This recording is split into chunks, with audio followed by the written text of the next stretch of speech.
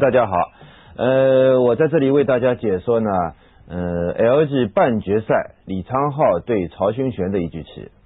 这局棋呢，可以说是曹勋璇发挥出他的特长，下得非常的淋漓尽致吧。下面我就迅速的介绍这局棋的内容。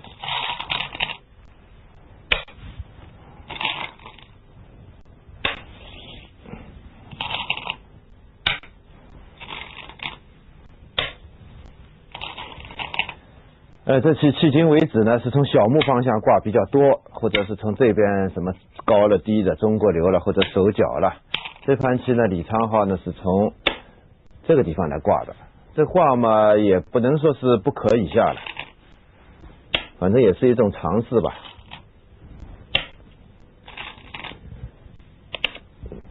左上角下了一个定式。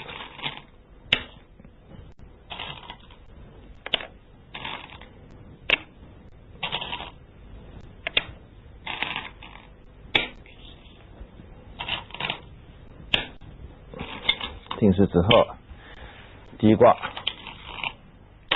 二进高加，很正常的。飞压，这手棋飞压呢，最近好像比较流行，可能比这个跳什么相对来说流行一点。他如果爬，他就长。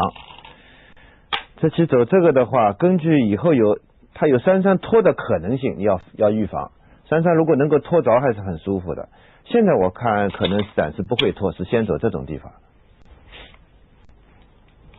实战呢，他冲断了，冲断，白棋靠出来，这是基本定式。他直接爆吃，非常稳健。要是凶一点的下法呢，是这样的，长。你如果长出来的话，凶的人是这样下的，他走这个是普通的定式了。还有人呢，这个还要立下来，这是小林光一流的下法。你敢挡下来的话呢，我还要跳。这里边的变化呢，当然就非常的多。我在这里呢就不，今天这里无法这个展开这个细的这个讲座啊。就是这个长呢，也是个有利的下法。李昌镐这次很稳健，就爆。他单扳。有一个下法呢是打掉之后从这边走，但是呢，现在对面是人家的星，担心人家可能会长出去。要是自己星的话，这个走这个可能更有利，所以他现在呢什么都不走，就走在这儿。这是曹勋璇的一种选择啊。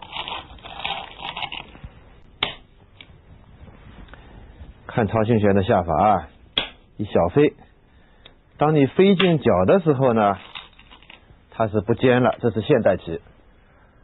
他觉得这个尖跟你这个拆二交换太省了，因为下边呢，你早晚你要进来，你再进来的话呢，以后将来要吃苦头，所以与其这样呢，你不会早一点进吗？他就先进，那么代价也得花咯，被人家尖了。一拆在这里之后呢，马上这个飞很厉害，这个黑棋挺难受的，所以他尖，这时候他才打。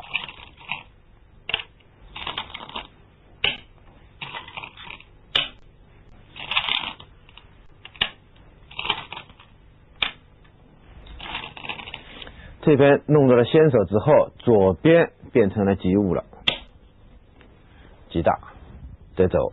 你要不走的话，被黑棋拦过来，那还是很大很大的一手棋。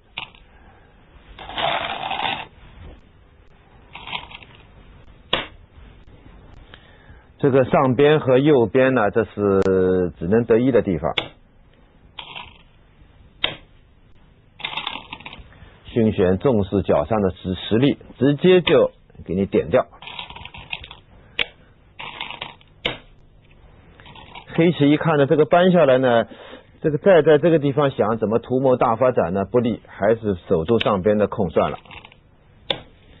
如果成这样的话呢，就等于你小飞的时候它没应，让你先手尖着了。这个对于白棋来说当然是没有什么不满意的地方，还是比较舒服的。跳，底下是曹勋玄一流的这个，可以说是一个非常痛快的下法啊。那这个棋一般来说是熟手，但是他呢，曹勋玄的棋还是很讲实惠的。看他马上单关的地方刺，这是典型的熟手，是熟就熟无所谓，只要有效就行。这个棋黑棋得挡，这个不挡的话被他爬一个，心情大坏，将来是有种种毛病。这搬下来的话，最简单的这个家是可以说是随时成立的。这种棋可不能跟他这样抵抗去，被他上边再跑出来，那空都没了。他还可能有别的下法，在这种地方有了直之后，还有直接断的可能性，也不是说一点都没有。这味道总而言之是坏，他挡住，挡住呢，白的呢，他马上把这个挡回来。这手挡啊，可以说也是非常大的一手棋。这手棋如果不挡的话，黑棋下的话是下什么呢？他不是爬这个，他是走在这儿。这个对白棋来说是蛮疼的。你挡的话被他冲上来，局部就大，你敢挡吗？对不对？如果是这样的话，我看这个棋大概基本上黑棋先手10几目的价值他是走着了，这是非常大的价值。所以你们看啊，现在局面那么宽广，大家体会一下。你比如说右边，你比如说这种小飞一个不能说是小吧，对不对？这个棋形也是很正的，但是这种棋还都是不走。你看这个小飞也总是大吧，对不对？这个一般是基本上是10好几目的以上的价值，那是绝对没问题的。但是他也是挡了这个，体会一下啊，这道棋还是蛮重要的，强调一下。那么在挡之前，他这个地方加了一个黑棋呢，就从这个地方总得有点动作啊。他一看你直接跳呢，被他这样一扳，后手，所以他苦肉计再跳出来，那这白的只好吃通。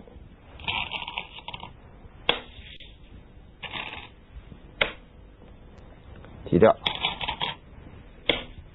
抱住。应当说黑棋的下法也是正常的啊，他压出来，补一个，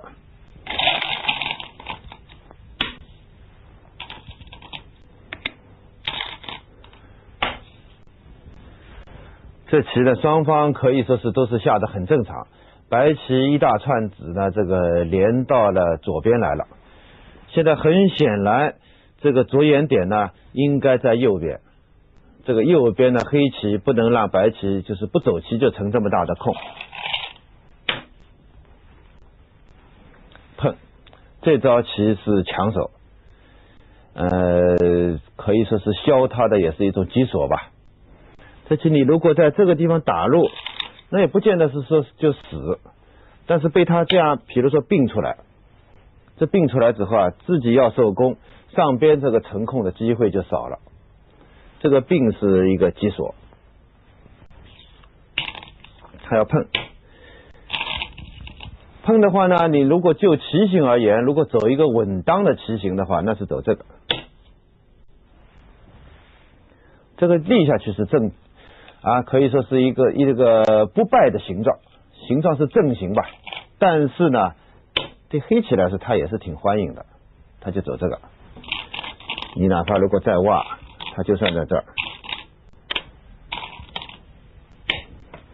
你在底下走呢，走不出多少空来，只是增加一点小空。增加一点小空的话，你要注意人家的这个地方，别的人的空中间也增长了，所以说是不便宜的。